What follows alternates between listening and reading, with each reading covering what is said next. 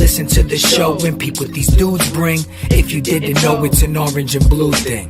Hope to win the championship and a few rings. We're talking baseball. It's an orange and blue thing. Walk off if the game's tied like shoestrings. It's a Mets podcast, orange and blue thing. Beat the other team with defense and a few swings. LFGM, it's an orange and blue thing.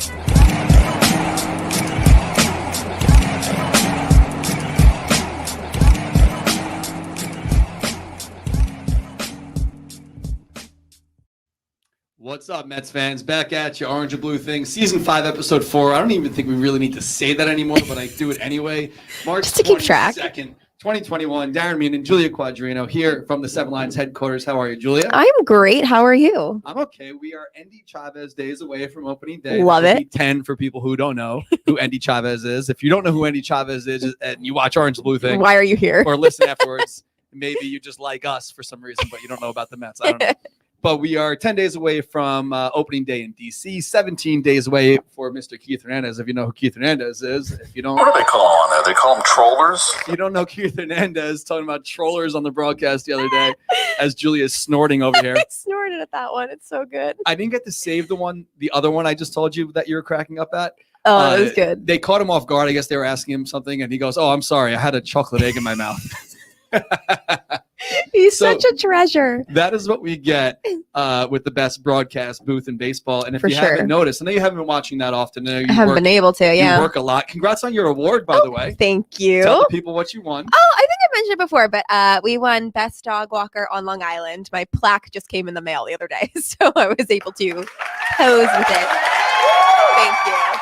So what is tell the people what it says. What is it? Best of Long Island? Yeah, Best of Long Island 2021, Best Dog Walker, Quadrino Awesome. Dog Care. That's Yeah, so sick. very excited about that. You should add that to your Twitter bio. Oh, it's everywhere. On all my business social media, it's everywhere. There's like a little logo. I put it on my business cards and everying. Yeah. So yeah. Totally. You should make Very t-shirts with excited that too. I know a Walk guy. around with it. Yeah. Oh shit, I know a guy too. We'll work on that. The best booth in baseball. Gary's been off. I guess they're shuffling things around. I don't know how often Gary works, but Wayne's been in the booth. I've heard. And Wayne's been doing great. Yeah. Pretty good for a Cubs fan.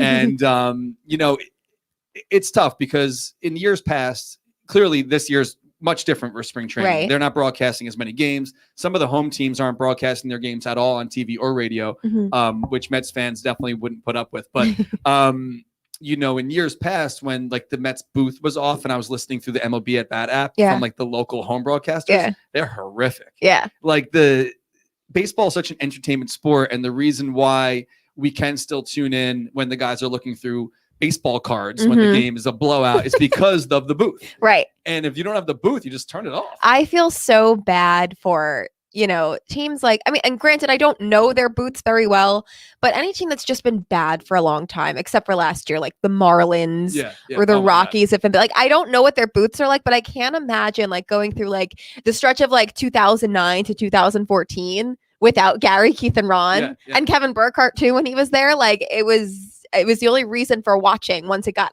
the sixth inning, some of those games, because that's when they were their best, when Keith was delirious with how bad the game was. Yeah. So totally, I'm very excited for Gary to be back with them too. Yeah. So Wade's been doing great. It's refreshing that we have such good backups, Yeah. And no offense to Gary Apple, but if we had to pick the number 2, I would say Wayne. Yeah, Wayne was doing great. Ron filled in a couple times, and to Ron's credit, I actually looked it up because I wasn't trying to be a dick to Ron. I like Ron, but play-by-play is not his thing. No, he did fill in a couple of times, and I think that when Gary was finally back, Ron said something like, "Oh, thank God, I don't have to do that anymore." That's not his thing. Because I have to imagine he's done the same thing, color commentary for however many years, to take on that. That's running the show. Play-by-play is a big responsibility. I'm sure he's nervous, and whereas when he's doing it, just commentating regularly, it's very natural. It's very just him observing what he sees, and I imagine it's nerves kind of come through in that situation, being put in that position. Yeah. KB has filled in a couple of times, but even when you make me talk for a long time on here, I get nervous. I can't imagine. You can't anymore. It's your 20th. I know, but still, it's you're the head guy. I'm also here. I imagine it's the same thing. It's when Ron's without Gary. It's oh God. Now I have to actually know what I'm talking about. I don't know. I like this. I kind of almost forget the camera's even on. I'm just kind of hanging out. And we just talked about this too. I prefer Not that I want to be antisocial when you show up, but I prefer that we just don't talk. I know. We'll like start talking about things and be like, wait, let's wait until the cameras are rolling to talk about this. Let me just sit here and we got Lizzie behind the scenes. What's up, Lizzie? What's up, guys? So like when Lizzie shows up, I love Mondays. I said to Kelly this morning, like, she's like, what are you doing? I'm looking at my phone. You know, they're getting ready for school and stuff. And I'm just replying to emails because nobody works no one even works Fridays anymore. You know, so like I'll fire out emails on Fridays. That's like, such a great idea, Darren. No, please. The amount of days this girl has had off, give me a break. Anyway, so I'll be firing off emails on a Friday, knowing damn well I am not getting a reply till Monday. So Monday's when everyone starts to work again. So I love Mondays. Yeah. But when Lizzie comes in, who actually had off on Friday, and now she said it was my birthday. Oh, come on. It's her birthday. Don't guilt her about that. Everyone say happy birthday to Lizzie in the comments. Happy birthday to Lizzie. We'll get to some other birthdays here in a second. But I like on Mondays where like we kind of debrief, like what's going on, what's going on this week, yada, yada, yada. I think it'll be good when the season starts too, because weekend series are always a big deal. Right. And we'll be able to talk about that on Monday when it's fresh. And I think it's a good setup. Mondays are great. So happy Monday to everyone. If you're watching, happy birthday to Lizzie. Belated. If you are watching live, because we are streaming on Facebook, Twitter, and YouTube, drop a comment. Share the show. Definitely share the show, but drop a comment. Tell us where you're watching from, and we'll shout some of you guys out. But back to birthdays, as we've been doing. Edwin Diaz is 27 today. Wow. Why did I think he was older? 27. All these people are still older than you. I know, but I just assume like closers are old. I don't know why. I don't know. Edwin, who needs to have a great year in the worst way. Yes. Dylan Betances, his birthday is tomorrow. Happy birthday! Who needs to step it up, because we are not getting the Yankees Dylan Betances. I know. We have not seen him yet. And he came out and said too, like he wants to prove himself to Mets fans, basically. Because, love it. Do it. I don't know if those were his words, but like the Yankee fans embraced him. I mean, he's just this dominant guy, huge pitcher, throwing fireballs out there from the bullpen, and he hasn't had success here with us yet. We'll see. He's going to be 33 years old tomorrow. See, that makes more sense to me. I don't know why. Lee Mazzilli is going to be 67 years old on Thursday, and Brendan Nimmo, the original Mr. Smile, will be 28 on Saturday. Wow. So happy birthday to all those folks. If you are watching live, let us know where you're watching from. We have I hit the wrong thing there. We have Steve checking in from Jeffersonville, Indiana. Oh wow. We have Brian watching from lunch on his lunch break at work from Bridgehampton. My favorite place to go. Lunch, we have David Figueroa watching from Hollywood, Florida. Lisa, I haven't seen Lisa in a long time. Lisa Kestfine watching from Flushing. So people are checking in all over the country. We got Seattle, we got Parsippany, we got Charlotte, North Carolina, we got Montana. Wow. Bunch of places. Montana is the one place I've never heard a bad thing about Montana. And I would love for that person to prove me wrong. But I can't remember ever hearing something bad happening in Montana. And that's when I get in those phases of like, I want to quit my job and drop my. Exactly. Like Montana is the place I would move to just like start over where nobody could find me. I just feel like it's a very. Nothing bad happens in Montana. You just exist. Is there anything to do? Is there any dogs to walk in Montana? Please respond. I need to know. This is my backup plan. Are there dogs in Montana? Let me know, because that's my plan. When things go south in my life at some point, I will end up in Montana. Every time I hear of Parsippany, I think of Karate Kid, which is a movie that came out a long time ago. Yeah. It's before your time. But the movie Karate Kid. I know the movie, Lizzie. I'm pretty sure they moved from New Jersey to California, and it was Parsippany. I'm pretty sure. And these little things kind of stand out in my mind for some reason. I don't know. I'm a weird encyclopedia of random knowledge. So anyway, speaking of different things, you said you haven't heard a bad thing about Montana. Yeah, that's where we going with this. A guy that was a big part of the Mets for a number of years. He's in the Hall of Fame. He's in the Mets Hall of Fame. He's in the Baseball Hall of Fame. He is Mr. Mike Piazza. He was on with the Mets media a little while ago. You were going to say he's from Montana. No. I'm going to tell you what he said about Tom Seaver, because who asked him?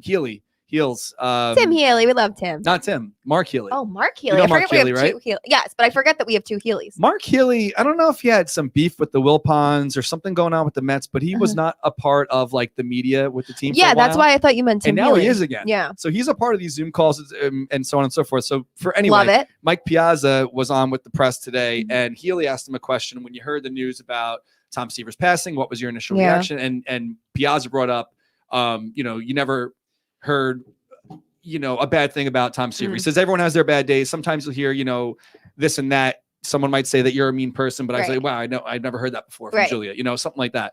That was his response about Tom Seaver. But I was coincidentally, this is weird. I'm not going to say I DM with Mike Piazza, but I was DMing with Mike Piazza this morning. As one casually does on a Monday morning. And, it's pretty cool when you get like the alert, like Mike Piazza sent you a direct message, like an email, He liked one of my tweets and it was like the highlight of my day. So I'm going to get to that in a second with your tweets. God. So about having him back on the show, because he was on a few years ago, in the Hall of Fame year, I think that was 2016. Dude. I'll freak out. I think he's going to come back on the show. I'll freak out. I don't know out. about next Monday, but probably soon. I will need like a heads up. You know that how we used to run the guests through Skype, and I would do a test prior to the show to make sure everything's running good. Now the system now, I mean, knock on wood, we had 2 guests so far. Shout out to Jay Horowitz and Disha. If you haven't watched those episodes yet, rewind later after the show. So Mike and I did a test on Skype. I was in my basement still doing the show, and he's I think he was in Italy. Casual. And we're just doing a test Skype call, me and Mike Piazza, and I'm in my basement. What is your life? Next to the laundry machine. And I'm like, what's up, Mike? He's like, hey, is this good? Are we doing good? Like, he's like, my God, just checking his hair and stuff. I'm like, yeah, we're good. Can you come back in like 45 minutes? He's like, yeah, no problem. I'll lose my mind. He was my David Wright before David Wright. I took a picture, like I snuck it in, like I took a photo of the screen as we were doing the Skype. Just chilling with my friend. But anyway, I was explaining to him like it's much easier now. So if you can find the time, which we hope he can, Mike will be on the show soon. Oh my God. Another guy that we were talking about that was supposed to maybe come on today. Yes. He's playing a game right now, so he couldn't. Right. But Pete Kerr Armstrong is a friend of the program, friend of the 7 Line. So we're going to try to get him on soon, which would be an interesting guy to talk to. It would be so cool. His not only like his age, but like the experiences he's getting now, as a guy who is such a highly touted prospect for the Mets. We hope that he's like the next big thing out there for us in the outfield. And and I said not his age, but his age. Like, what has he really done at 18 years old? I know. I mean, he's a lot more than I did at 18. He played in Tokyo. He's done he's traveled a bit, but at 18 years old, what have you really done yet? I know. So that'd be a great guy to talk to. And we kind of prepped, like you did some more prep than I did, but you had some questions at like 11:30 last night. I'm like, I'll come up with something. Yeah. No, but I mean, like I just Google him and he's very interesting. Like just his upbringing. I don't want to like spoil any of like, I don't know. I feel like we should save stuff to talk about, but just, his family is very interesting. His high school is very interesting. He's just a very interesting guy with like a lot of stuff. It's almost like one of those, is he going to live up to the hype kind of people? But like, I kind of have no doubt. He just seems so like humble. Like you would not guess, like watching an interview with him, that he comes from this like background that he does, I guess. So I'm very excited. That'll be cool. So Pete, when you could find, what, for him, I guess maybe like after camp is over. Because right now, like he even told me, like, I don't really know what I'm doing. Yeah, the minor leagues are crazy like, right tonight. now. You know what I mean? Like let them know like tonight what they're doing tomorrow. For sure. I don't want to put him in a bad spot either, like missing practices or something to be doing a show with us. So we'll see. Let's talk about Women's Month. It's not Women's History Month. Women's History Month. So last week we had Disha on. 2 weeks ago we had Jay on, and we discussed a lot about Shannon Ford. Yes. And today you're going to talk about who? Yes. Basically, I mean, she's basically Mrs. Met. Probably the most important woman in Mets history, one of the most important people in Mets history, because she is the whole reason that the Mets exist today. Joan Payson, who I hope Becca is watching, because our friend Becca has been screaming into the void about how Joan Payson deserves more recognition for years, and she's absolutely right. So for background, Joan was a minority stakeholder in the New York baseball Giants. And hated the idea of the team moving to San Francisco, fought against it, obviously was overruled. And so when they left, she sold her stock in the Giants, and she put together a group that won a New York franchise in the Continental League, which was a proposed third major league founded by Bill Shea, who obviously Shea Stadium was named after. So the National League then responded by awarding one of their 2 new expansion teams to Joan's group. So I guess they kind of saw what she was doing, didn't want the competition. I don't know. That's something I'd have to Google more into as the exact reasoning, but it was Joan putting together that group and kind of forcing their hand that's why they ended up getting the expansion team. That is why there was National League Baseball in New York again. all because of Joan. She was the first woman to buy, as opposed to inherit, majority control of a team in a major North American sports league, and was loved by all players and personnel.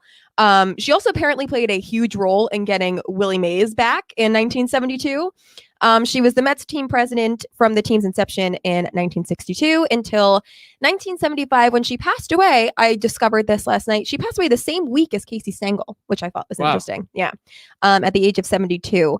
So in addition to the Mets, she was a huge philanthropist. She donated funds to build a library at Pepperdine University and established and endowed the Helen Hay Whitney Foundation for Medical Research in honor of her late mother. She was the director of and founded multiple hospitals across the country, a trustee of the United Hospital Fund and Lighthouse for the Blind. And during the Depression, she contributed $50,000 to the Emergency Unemployment Relief Committee, which I thought was just kind of topical given the world she was. Obviously, if she lived in Corona times, she'd be helping out the people. She was a great person. So for those of you who don't know, that's why we have the Payson entrance at Citi Field. And I guess you can now join me in wondering why that's kind of all we have to honor Joan Payson. I mean, she literally is the reason the Mets exist. She's the reason why we have a team. So it kind of boggles my mind. No disrespect to Bill Shea. And I loved the name Shea Stadium. I love Shea Stadium in general, and whatever. I'm happy it was named Shea. But like, it's so wild how we named the stadium after the man who founded the league, and not after the woman who put together the group that forced the National League's hand to make the team. Yeah, and she did now that. It's like it's also like you wouldn't even know it's there. I know. So it's if you don't know, it's just to the right of the Jackie Robinson Rotunda. You go towards the right field line, down the line, you pass the fan walk. And it's not even an entrance that most people can use. I think it's like a special, it might be like a VIP entrance or like suites entrance or something. It's one of the, you know what? I think you're right. I think it's one of the VIP entrances that not a lot of people can use. And it's right next to like the least used entrance in the ballpark. I used it once. Yeah, because you do fancy stuff. But Darren just had to slip that in there. But no, it's crazy to me. I mean, look, previous ownership did not do a good job of honoring much of the team's history. I think the fact that we're only getting a Tom Seaver statue after he's passed away is ridiculous. They had decades to get that done. So, I don't know if I want to make this a feminist issue that she's not properly represented when the whole team's history really isn't. But Steve Cohen, who has apparently taken note that, team's history has not been properly represented and made some changes. I call on you, as does Becca, who I know will eventually hear this and scream into the void with me. There needs to be more for Joan Payson. There is literally no Mets baseball without Joan Payson. And it's just, think about it. Like, imagine a woman doing that today is impressive. A woman in the 1960s is insane. And she was like a super fan. She would sit at every game behind the dugout cheering them on. Like, it boggles my mind that there's not more for Joan Payson. You know what's crazy too? Maybe, I don't know if this is the deal with the Wilpons or not. Yeah. But I've been in many meetings with people throughout the past decade or so, Mets related or whatever, just anything related. Episode, we're just like, Darren is fancy. Darren does cool things. I know, but it's just funny. Being in meetings as a business owner, whether it's 7-Line related or like events or whatever. Sure. There are many people where if it's not their idea, it's not a good idea. Yeah. And I feel like maybe because Jeff and Fred wanted to build the ballpark as like this homage to the Ebbets Field and all that, where it's like, all right, let's just kind of like forget this piece of the history and kind of rewrite it, not rewrite it, but like, let this be our building. Yeah. You know what I mean? So it's like Joan had her day, but like not really. But she really did it because to be fair, I was young when Shea Stadium was torn down and my memories of there are, hazy. I was little. So, but I don't know. I'm sorry. It was torn down when I was like, what, 12, 13? Sorry. But I don't know if they had anything at Shea Stadium honoring Joan Payson. So. I can't recall anything. Much, which I kind of liked. Not about that, but what I liked about Shea was you go and you watch the game. I will say, I never want what Yankee Stadium is, which it looks like a library and like a museum. Like that's too much. But the important figures in team history, like Tom Seaver should have had a statue a long time ago. Like the big guys like Tom Seaver, Mike Piazza, David Wright, Joan Payson, I don't know, Darryl Strawberry, Keith Hernandez, like the big names. There's there's been a lot of great players in Mets history, but the Mets haven't been great very often that you remember the great players and you might as well celebrate them and focus on those. I don't know. You know what's crazy at Shea? Like the way now when you go to the bathrooms and you get up and walk around, even the concourse area, like the first level, whatever they call it, the field level, you could see the game from pretty much everywhere where you're walking. When you had seats at Shea, unless you're on the field level, when you got up to go to the bathrooms or do any concessions, you couldn't see anything. Nothing.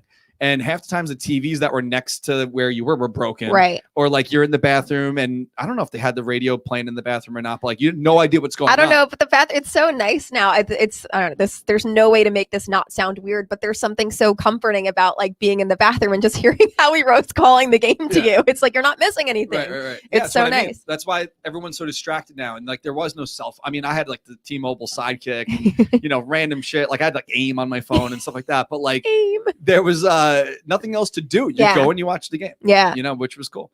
So speaking of paying tribute to yesteryear and Joan Payson, who needs more, what came out a couple days ago, which I guess wasn't really breaking news. It wasn't really like formally announced, I don't think. I just saw but fans, people noticed on their tickets last year that it said Piazza Club as part of their access last year. So there's, I don't know, even honestly, it's been almost a year and a half now since we've been in the ballpark. Crazy. I can't remember what the clubs are called. Yeah. But before that, it was Foxwoods. Before Foxwoods, it was Caesars. Yes. And now it's going to be called. I have the official name. I think it's like a Vodka One Piazza Club. That's why he owns True Vodka. Smart. True Vodka. That's so it's called like True Vodka 31 Piazza Club. I love it. Because the other day we saw some tweets floating around out there, and I wanted confirmation, so I hit the Mets up. They wrote back to me. Right. And then I remembered that Piazza was becoming a part of this venture with the vodka, so I googled it and so on and so forth. So that's the story with that. So Mike Piazza's club, which should be opening at 17 days from now, will be taking place of the Foxwoods Club. Cool. So this is a photo up here on the screen now. If you're not watching live, you want to check out Twitter or whatever, watch the show as a replay. Patchman Phil put this up. So I guess they're still doing the vaccinations at the ballpark. Yeah. So maybe that's how they noticed that. Oh, okay. And I was wondering if people saw. Have noticed like stickers, like the windows are now branded. Yeah. So you could, it's reversed from the outside. But so the True Vodka from Italy, obviously, Mike Piazza connection there. So hopefully we can have Mike on, talk about the new space, congratulate him on the partnership and on the vodka, and talk about the team. And I honestly think I'll try to rein it in, but I feel like I might fangirl harder for that than with David Wright. I was obsessed with my fiance when I was little. I don't get me wrong, but David's also, I've talked to him so many times and I know he's nice and like, it wasn't anything super new, I guess. Yeah. Mike Piazza's like the one, like I've never met him. I have like one picture with him on his, Mets Hall of Fame ceremony. It was the last game of season, I think 2013. I was like down there and he was around in the golf cart and like I said I love you and he was like, thanks sweetie, and I was like, that's like oh my god. I called my mom and dad who were like upstairs and was like freaking out. So did you see the photo that I might fangirl a little bit the day after that? With in front of the 7-line army? Yeah, because I made the letters. Sick. I made the Piazza letters, which I don't know where they are. That picture's amazing. So they were cutouts of each letter, spelling out Piazza. And after the ceremony, we thought it was over, like the ceremony was done, and that's when he got in the golf cart. But some people had left the section. I don't think Kelly was there first for that part. She was there for the ceremony, but I think maybe she like ran out to the bathroom or something. Yeah. So he comes around the golf cart, and the letters were up, but not all of them were. So I had to run really quick and get the P in the eye and put it down. I'm holding them, and it was a full page color photo in the newspaper the next day. I have that framed in my office at home. But awesome. I'm excited to just get back at the ballpark. But let's talk about a little bit of opening day. We finally got some news. Which I'm sure you guys have heard already. The Gov came out last week and said 20%. And during his press conference, he had the double-sided mask, Mets and Yankees, trying to make a joke. Listen, is his life not hard enough right now? Why would he do that to himself? That was so bad. It is literally impossible to be a fan of both the Mets and the Yankees. I'm like, listen, you've lived in New York long enough. I'm assuming, I don't even know if he's from New York. I'm assuming he is. He's from Queens. How the hell? Like, you're from Queens. Yeah. Why did you think that would be a good idea for people who are watching this? Because the people who are watching are like, I need opening day information. This guy's going through so much right now. He's probably like, it's probably such a blur. I mean, Al Leiter was there. CC Sabathia was there. There was some Mets reps there to kind of just talk about the day and what's going on with opening day. And they kind of all had their second to talk. Right. But, whatever. Someone probably handed it to him, one of his team. So bad. Whatever. So anyway, 20%. Not the worst thing he's done this month, but still bad. Right. So anyway, can't be a fan of both sides. if you are a diehard Mets fan, you're a diehard Mets fan. Right. There's no way you're a diehard Mets fan and be like, oh, I'll also cheer for the Yankees. It's impossible. But you anyway, don't have to hate the Yankees, but you can't cheer for them. No, it's not. It's absolutely not possible. It's not possible. So anyway, 20%, which I think is kind of, I thought it would be more. I wished it would be more. Yeah. How can a restaurant be 75% capacity when you sit down at your seat and you take your mask off, while outdoors, while you have to show your vaccination, proof of vaccination, full vaccination, or you get your negative test? Why can't it be more than 20% outdoors? Here's what I think is because it's much easier to police people and make sure they're following the rules in a small restaurant than it is in a stadium. Once people start walking around, you can't follow everyone and make sure they're and I also, not to be that person, but getting a negative test result does not mean you're not carrying it. We all need to be aware of that. I'm going to do everything I can to try and get in there that day, and I probably will not be fully vaccinated by that point. So it's one of those things where you're assuming the risk, but you do have to know there is still a risk. Like, there are false negatives all the time. There's false positives all the time. So it's one of those things where I think they have to operate under the assumption that people in the building could still be carrying it.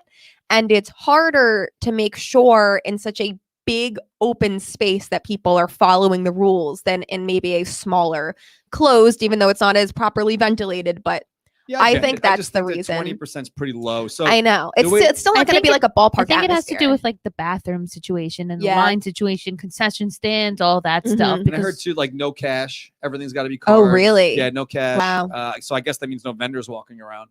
I know the way our kiosk is going to work. I think they're not opening it unless it's more than 20%. So like, we haven't had any purchase orders yet. So like all of our sales are strictly online. Yeah. And I promise new stuff is coming. I don't want to throw MLB under the bus, but like our approval process is not as quick as maybe like Nike's would be. Right. So like we do have over a dozen new t-shirt designs. Please just bear with us. We do have new stuff coming out. So 20%, I was hoping it was going to be more, but the way the team is working it, and so is other teams, they're doing month to month. Right. So if you noticed, a lot of the people that had tickets and ticket plans for the season, their April ones were in their wallets. And Thursday, when they made the announcement, they were gone. Yeah, they were gone. So I'm hoping that they see things are working good. Mets fans aren't being knuckleheads. Everyone's That's the thing. You can't ruin it for everybody else. If you get in the door on opening day, just follow the damn rules. And if you don't want to, watch it on your couch, because there's somebody sitting on their couch who would kill to be there. It's me. I would kill to be there following the rules. So please, absolutely, don't ruin it for me. So that's the story. I think that like once May comes around, maybe it'll rise up a little bit. But I don't know if you assumed or anything, or even thought maybe we'd be able to get you in, but like, oh no. I have other feelers out there. I'm praying. But like, honestly, the way that they're working it, like, I don't know if there's breaking news to anyone. We have 602. I was going to say, I doubt you can even get the people who paid in. So I wasn't expecting shit. It's such a sticky situation, because I would love to be like, oh, we'll just, Amelia's not going to come. I'll bring you. But no. We can't do that because 602 people renewed. Less than a third of those people are going to get to go. I would never do that. I would never take the spot of somebody who paid and couldn't go. You know what they're doing? So it's like, if we go to opening day, we can't go to the second game of our plan. Really? The people who didn't get to go to opening day get first crack at those. Okay. So the way they're doing it is it's pod seating. So I guess people were a little confused about what that blog post was the other day. The pods are from 1 to 6 seats. Okay. There are no 6-seat accounts in the Seven Line Army's group season package. So no one should be picking that up.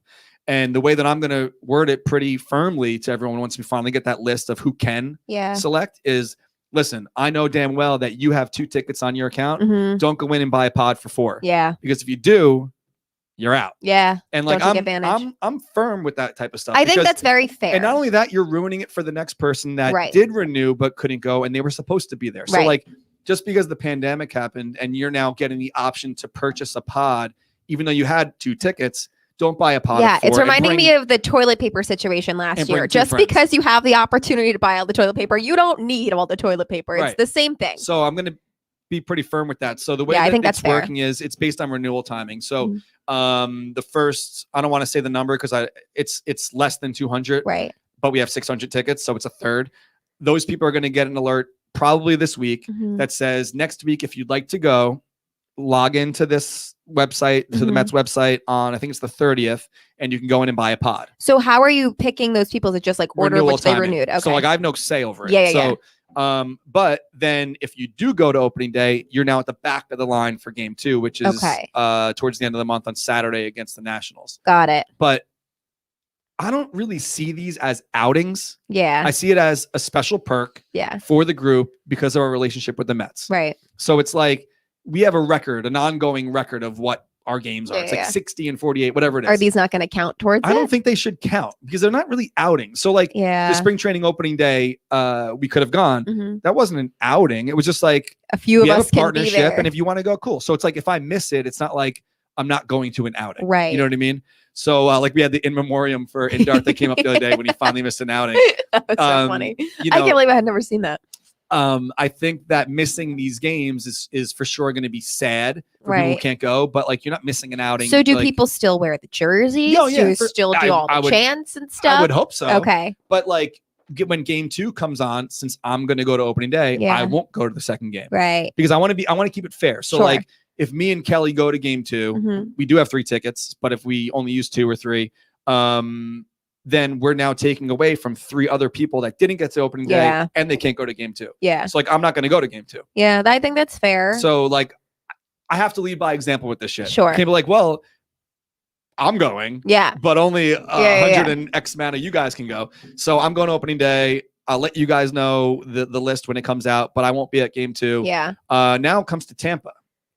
Yeah, that's dicey. Tampa. Have they announced what their policy is yet? The guy's been awesome with me. Oh, Back good. and forth. He's like, listen, let's be real here. The Tampa Bay Rays do not draw a large crowd. Yeah. So you're lucky it's the Rays. Right, you really are. Because if this was another stadium, I don't think you'd have a shot of doing a group outing. I have deposits in with everybody. Yeah. So Rays, Phillies, Pirates, Nationals, Dodgers. But those are a little later in the Sox. season. Yeah, yeah. And a lot of them are drivable. Right. So Tampa in May, they say they can't let me know what's going on in May until mid-April because they're doing month to month. I get it. But how can I secure the tickets, pay for the tickets, make the t-shirts, and expect people to buy flights, sell the package, print and mail everything out, make the special event patch. Then you get flights, then you get hotels. Are we going to be able to pull that off in time? I don't know. Maybe not. So Tampa might have to be canceled.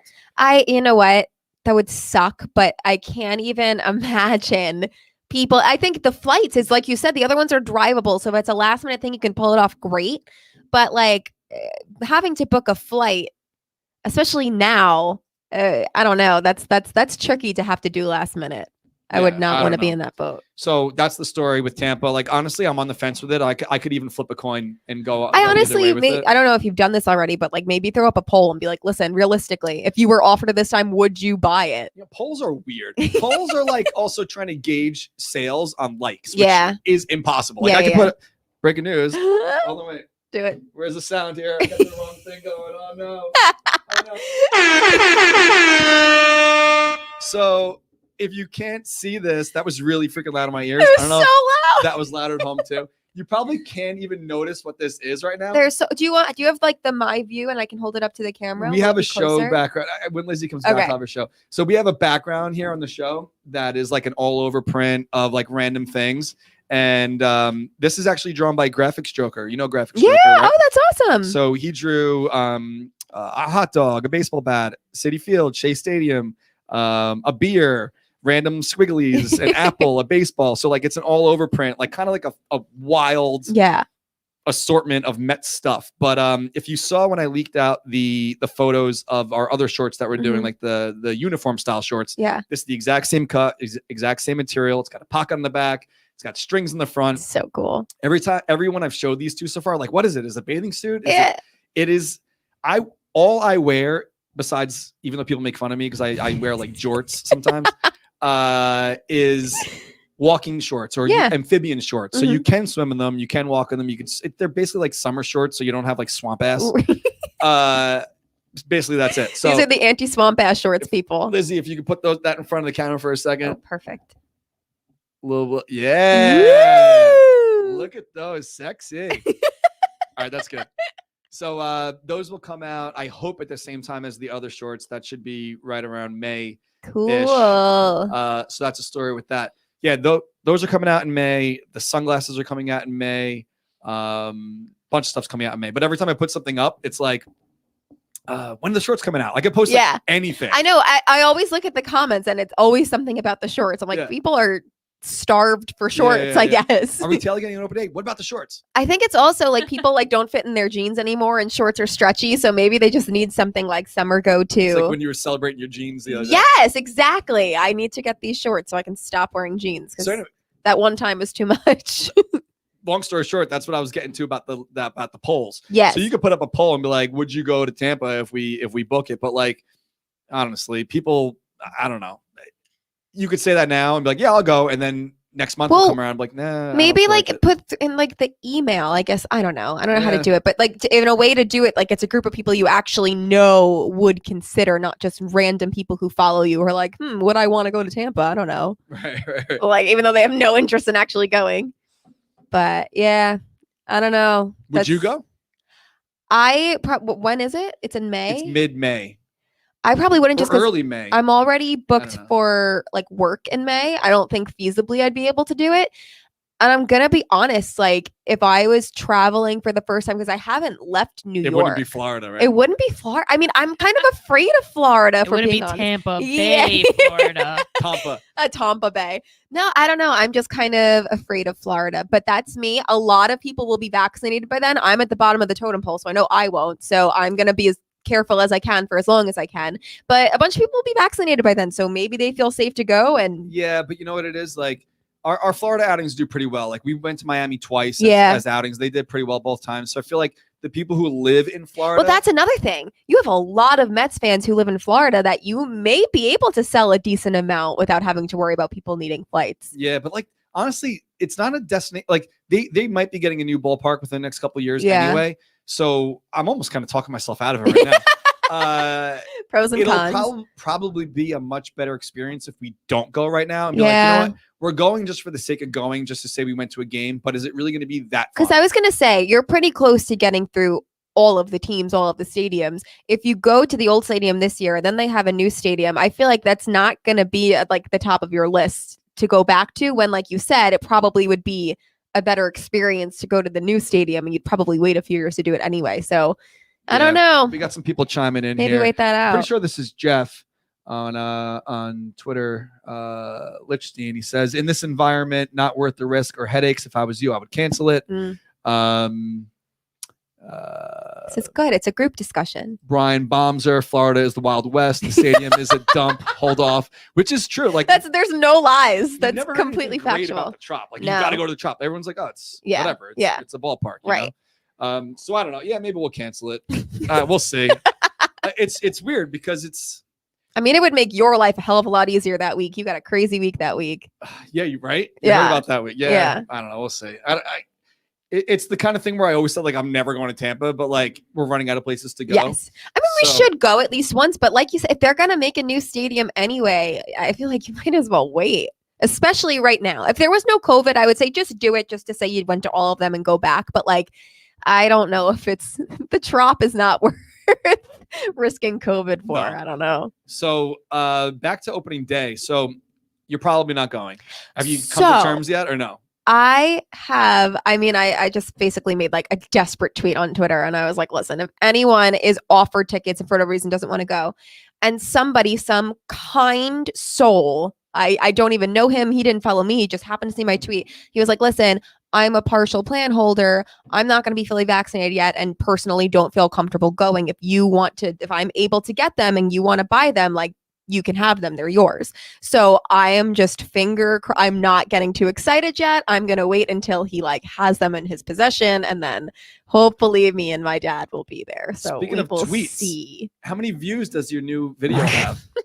Not as much as Mean Girls, if that's what you're getting to. But I always do this. I posted it at like 10:30. What do you use to edit those things? Yo, it's the most bullshit app in the world. I literally just typed into the App Store like video editor. It's terrible. It's not good. If you'll notice, like some of the names come up super big just because when you save it, the way it compresses, it just like zooms in the names. It's not good. And it takes me an annoying amount of time to do it. How long does it take?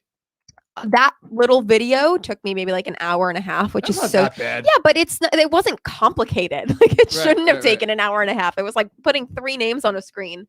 But I do want to say, if we're gonna promo this video, also definitely go watch the original video of the guy playing Meet the Mets on the violin, because it's insane. He does like a 4-part quartet. It's so cool.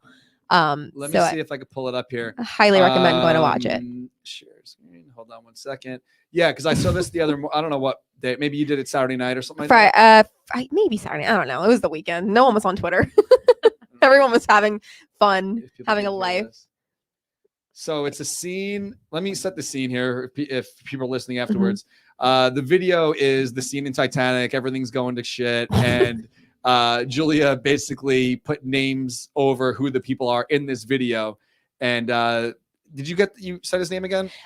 His name is Nick Pauly. Yeah. Nick Pauly, very talented. He put up a video of himself playing Meet the Mets, but playing did you just say this? Because I was trying to pull it up. Yeah, it's so cool. Times. It's like a 4-part harmony. It's insane. But he played all of it himself. Go watch the original video too, because it's so cool. Let's see if this works.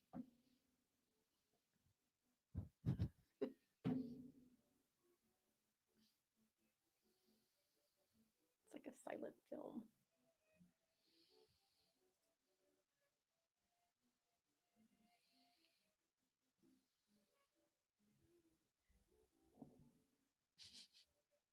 I didn't realize it's 2 minutes long. I was gonna say this is a long video. Long. So anyway, go to Julia's Twitter and watch it. The end is better. If you're listening afterwards, you'll be like, what the hell am I doing? Yeah, listening to the violin. But honestly, I really think the best part of the video is the violin playing. It's so impressive. So go watch the original video too. Don't want to steal his thunder. So speaking of thunder, which you could do a lot from if you have a baseball bat, shout out to our friends from Dugout Mugs down in Florida. They turned the top of a bat and turned it into a 12-ounce mug. Very impressive stuff from our friends down at Dugout Mugs. And have you been seeing all the tweets coming through of the people that have been getting the free knob shots? And Tara too was saying it was such a great deal. Was so excited. In our own private group text that me, Darren, and Lizzie have with a couple of their friends, Tara was trying to sell us on it. It's great. You need to get it. Tara, you don't have to tell. I know how awesome this is. I love her so much. She was basically texting us her review. She was so excited about it. Put the shit on Twitter. Let them know. So we were doing the promo. They were doing the promo for the past few weeks of the free knob shot, and this week is even crazier. They're doing 35% off of any MLB product on their site. So it excludes the custom engraving, but pretty much everything else that I could think of on their site would be 35% off. That's sick. Go to dugoutmugs.com. The promo code is just 7line, the number 7, LINE, and you can pick up anything you want up on. Oh, actually right there. It says CMLB collection. You could select your favorite team. Let's head on over to the Mets and see what they got. They got the bat mugs. They got the wine mugs. They got the season opener, which I love. I use this all the time.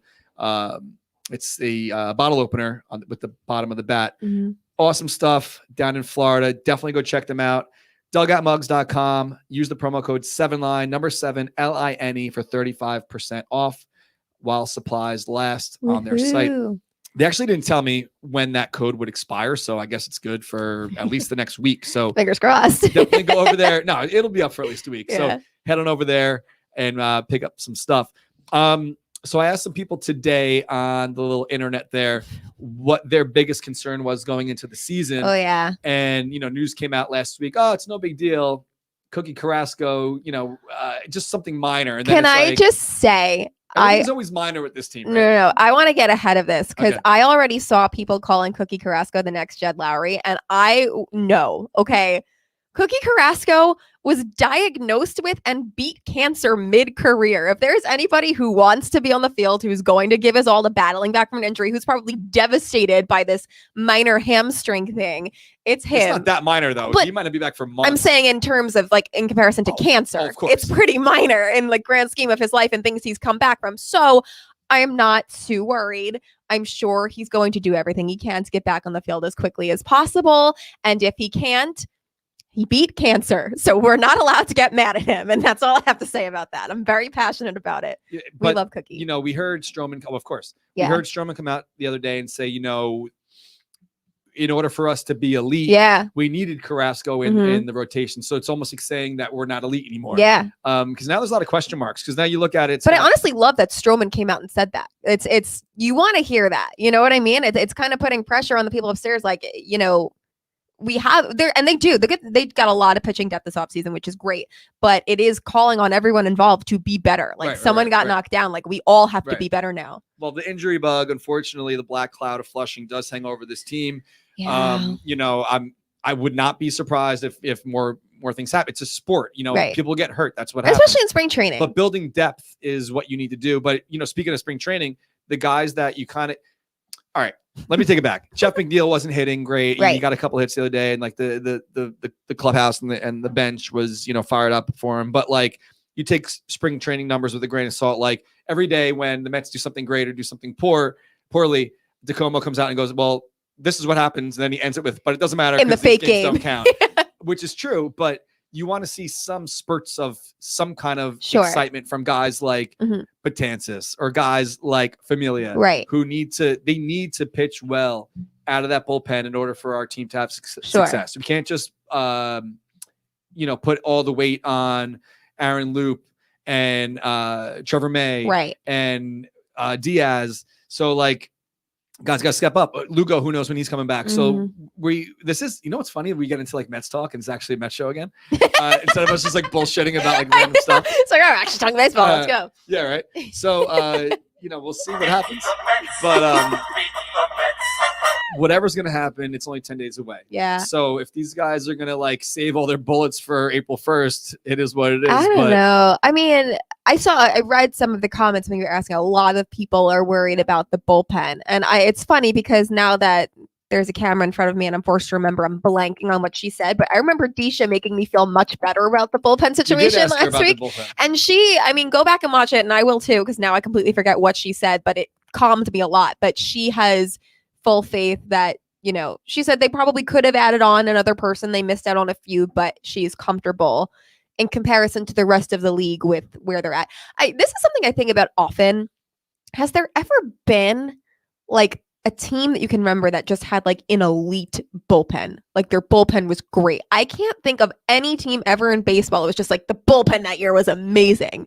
I just feel like bullpens are always, and even they could be amazing statistically, but like you're always going to remember when the bullpen blows a game. You're not going to remember when they do their job. Well, that too. Like every time most guys that we have in our bullpen over the years, whether it even be the great John Franco or, you know, whoever, you got guys like Benito. Like you always remember their bad moments. Who's in the game when like your life is on the line. I will tell you, I always remember. You're not comfortable. I remember, you know? When I think of Familia, I think of him giving up the home run to Gillespie in the wild card game in 2016, not about the record-setting year he had before in 2015. Like, I just get stomach pains when I think of Familia because it's always just like anxious, but he was elite for a while there. And like, fingers crossed he can get back there. But I really feel like, and I mean, even I had to go back and look at Evan Deez's numbers last year because granted, I wasn't really too into it last year, just like the fake game. I mean, they felt like fake games to me. No fans the same, whatever. I didn't watch too closely. So when everyone was talking about how Diaz had an amazing year last year, like I was like, wait, did he? Because all I think of is 2019 Diaz, because you remember the bad. You don't really remember the good, especially with bullpens, because it's such a tough job. You come into the game in somebody else's mess and just have to be perfect every single time. Yeah, it's hard. So I mean, I was looking at some of the comments here, and almost every single person was talking about the bullpen. Yeah, everyone's talking about the bullpen. So, I'm talking about the Twitter question this morning. Yeah, so that's the story there. Bullpen, you know, health in general and bullpen is always going to be an issue. Yeah, and unfortunately, that's just the name of the game. But if we're going to do something this year, that's what's going to happen, and we need these guys to succeed. But you know, right now it looks like DeGrom, Stroman, Peterson, Walker, and Joey Lucchesi is going to be like the five guys going out there, the five horses. And now, I'm just reading the comments here. I forgot to press the button that says share audio when I did that video of you. So anyone listening to the podcast later for like that 20 seconds is going to be just silence. That's even worse because like the video itself has no dialogue in it. It's just the violins. I'm going to have to chop that a little bit because people that are listening to the podcast later are going to be like, what happened? This? Did my phone break? Yeah, no, sorry guys. So that's what's going on with that. That's so funny. We always have like each show we have like one minor audio Right. It's a live technical show. There's no difficulty. producer. I'm sitting I here with 2 laptops. I know. Like, give me a break. You know? It is what it is. But one laptop specifically for button pressing. Yeah, just the button pressing. So I forgot to say this in the beginning, which is very important to the show. Share the show if you're watching live. If you're not watching live, you could do it afterwards. That's how you're put in the running to win some free Met stuff. I will get to last week's winners in a second, but if you're watching on Facebook, just Post it on your wall. Post it on your wall. That one scared me. If you're listening, I wasn't ready for it. If you're watching on Twitter, just hit the little retweet button. If you're watching on YouTube, we don't have a way to give away stuff on YouTube, but you can hop on over after the show to one of our other platforms. So share the show or retweet it, and that's how you're in the running. And this week's winners on Twitter, we have Mr. Beachbum23, and on Facebook we have Mark Beck. And Mark, if you remember, was he would be one of our weekly players on Bingo, which was fun last year. So I will hit you guys up later and send you out some free stuff. And so thanks everyone for sharing. Chime into the comments if you want to be a part of the discussion. We only have like 9 minutes left. Wait, I am looking at this and I am screaming internally at the name for the 7 Line Saloon being Little Peas. No. Is that what it's gonna be? Those are little notes for myself. No, I love that though. That's so cute. McFadden's is closed. I guess it's closing down. It has closed. Whatever. So sad. I didn't go. I haven't been to McFadden since like 2015. You know, I haven't been to McFadden's in like 6 years. Why? No, 4 years or something like that. They owe me like $300. Oh, shit. Which isn't like in the grand scheme. At McFadden's, pay Darren. Isn't like that much money. But it's money. It's your money. All right, so let me be 100% honest with you. Remember when they were doing the Budweiser promotion and they were giving if you're wearing beers, 7 Line, and they were like dollar beers like that? I don't know how they worked it into the budget, but for all my promotion for McFadden's, when they would sell those beers, I would get a little cut. Right. Like nothing, like 5 cents, whatever. But apparently it adds up. That shit adds up. So I'm like, you guys want this promo for like all year? I'm promoting your place to come. And it was always 7 Line people packed McFadden's. Where's my money? Yeah. So I was like, yo, $300. It's like, come on. You got to be like Stewie Griffin trying to get the money from Brian. So I'm not a big Family Guy guy. But, it's a great scene. Look it up. They were closed after the season was over, and they said, don't worry, we're opening up for the Winter Classic, and we'll cut your check. Whenever the Winter Classic was. Remember, it was like 2 degrees on New Year's Day, whatever year that was. So I wrote them an email, you know what, it's only $300, no big deal, whatever. I'm thinking it's 300, maybe more, but something not huge compared to what McFadden's probably paid in rent, $300, you know? So I sent a reminder email. I'm like, hey guys, I know you're going to be in this week. If you can cut that check. Radio silence, never replied, nothing. And then from that day on, I never went to McFadden's. Wow. But then like McKellar opened anyway. We're like, oh, fuck. Yeah, just go to McKellar's. Yeah. But for $300, I'm like, that was poor on like you said, like you pack the place with 7 Line people to just stiff you $300 and then lose all the income that's going to come with it. Maybe that's why they're out of business. Yeah, maybe. 7 Line stopped going had like there. 6 different managers over the years. Like the place was just poorly run. And you know, I take that back. Adam, who was great. Adam was the best, and I'm still friends with Adam. Him and I were actually looking at some bars together. I wanted to open a bar like right before the pandemic hit. Yeah. And I actually looked at spaces. Really? Yeah, in Patchogue and you know. Oh, in Patchogue. I thought you were talking about like the 7 Line. It's not ready yet. Yeah, I mean, I know. That area, I will open a bar in Flushing one day. So tell me, what is Little Peas? Okay, so I'll get to that in a second. I need to know. Did you see the thing I put up the other day where McFadden's tried to get me to be a partner in like 2013? No, I didn't know that. I have a book. I have a little journal that I used to write in all the time. I had like pretty, I wouldn't say severe anxiety, but like it was pretty like crippling in some certain situations where like I would write and just kind of help me clear my mind. Especially at that time, you're going into all these big meetings for the first time with important people. Notes on so much stuff. Yeah, it's like almost like if one day I wrote a book about something or whatever. There's so much documented. But in 2013, I got a phone call from McFadden's corporate office because I had put out a tweet that said the 7 Line Saloon is going to happen one day. And I guess they got nervous and said, why don't we bring you in? We'll change the name of McFadden's to the 7 Line and you could be a partner. Holy shit. And I said, no. I mean, well, in hindsight, 2020. Lizzie remembers this. I was like, I have a phone call in a little bit. Like, this is crazy. That's wild. So there's smart by them though. Like, yeah, but let's bring this 2013 guy was like in. you had just started doing outings, like it was relatively new. Imagine That's today. crazy. So it's like, Yeah, but that was also like back in the day when we would go in there and like sell shirts or whatever, and just knowing the crowds that we got in there just for that. McFadden's was the place to be pregame, postgame from like, I want to say like 2012 to like 2014, 2015. I feel like we started doing more like reverse tailgates, but I felt like that was something I never talked about because like I felt like that was weird because they were still in the building. But now that they're just gone, I'm like, all right, I guess it's like, let's spill it's that over tea. now.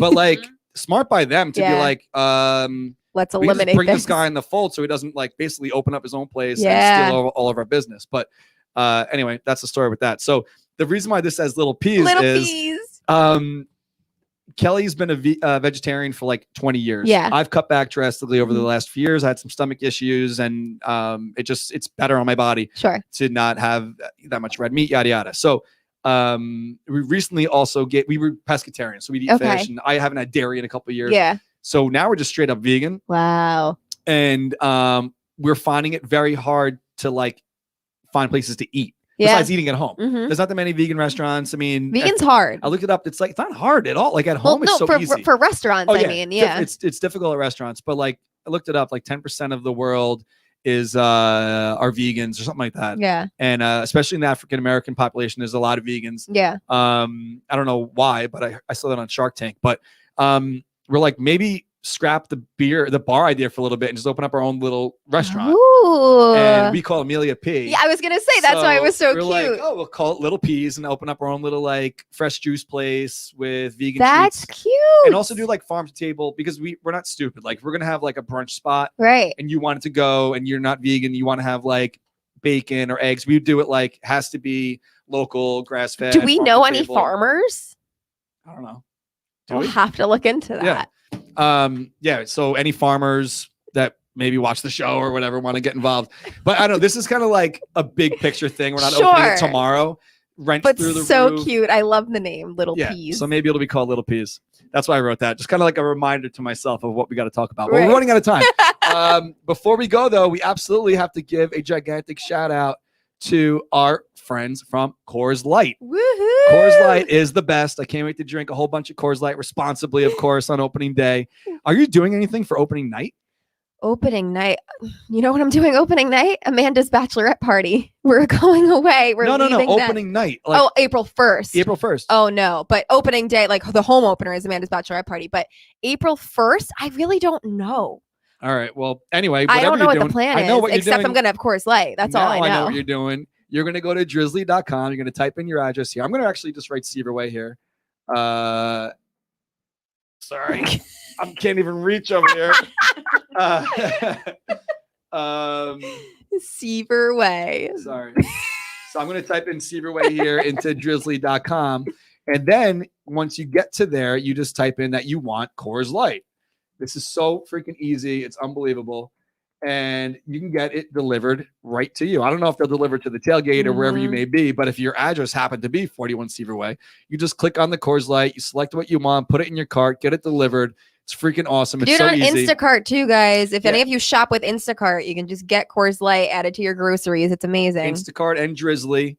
Definitely stock up. Opening night is 10 days away. Opening day is 17 days away. Cannot wait to press reset and chill for the first time this season. Of course, responsibly. Of course, responsibly. So Coors Brewing Company, Golden, Colorado. Definitely, you don't really need to know about Coors Light that much more than it's awesome and you should drink it. Have you guys tried the seltzers yet?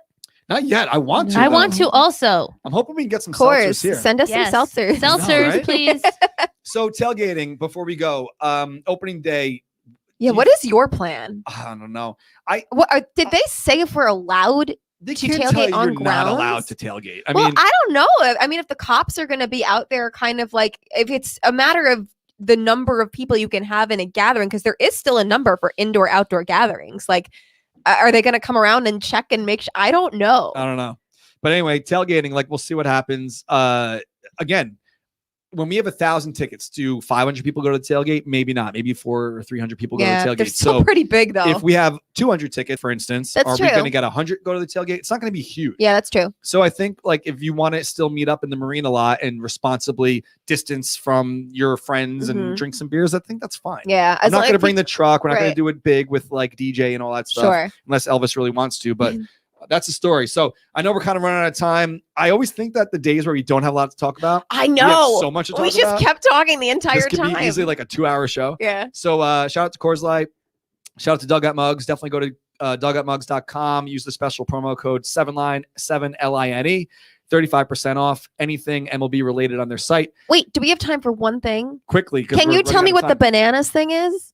Is there time? We'll talk about it next Okay, week. I'm just so curious. Yeah. Bananas. It's a team. They're doing crazy shit. Oh, it's Bananas. An actual team. I thought it was a joke. Look them up. Okay. All right, guys. See you next week. Next Monday. We might have Mike Piazza on. We might not. Oh, my God. If not, have a great week. Just had a crisis. 10 days. Let's go Mets. Woohoo. Put it in the box. Sorry, I forgot.